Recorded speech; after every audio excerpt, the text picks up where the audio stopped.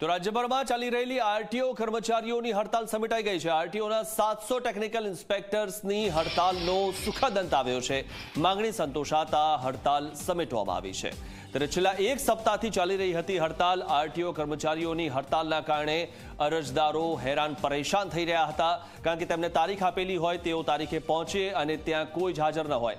આજથી કર્મચારીઓએ માસ સીએલ પર જવાની ચીમકી આપી હતી અને હડતાલ સમેટાઈ ગઈ છે।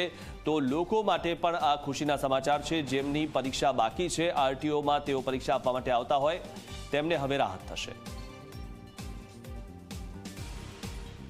આજરોજ અમારા એસોસિએશનના હોદ્દેદારો સાથે માન્ય કમિશનર સાહેબના ઓએસડી અધિકારી સાહેબ શ્રી અમારા સંગઠનની મિટિંગ થઈ હતી, જેમાં અમને સકારાત્મક અભિગમ મળ્યો છે કે તમારી જે માગણીઓ છે એના અમે ટૂંક સમયની અંદર પૂરી કરશું, જેથી અમે જાહેર જનતાને તકલીફ ન પડે એ બાબતથી અમે અમારી આ આંદોલન કાર્યક્રમો હાલ પૂરતા સ્થગિત કરીએ છીએ। અત્યારે જે લોકોનો આ જે ટેસ્ટ છે એ અત્યારે આપી શકશે, એમના માટે અમે ટેસ્ટ અને એમની જે પણ કાર્યવાહી છે કામની અમે પૂર્ણ કરીશું।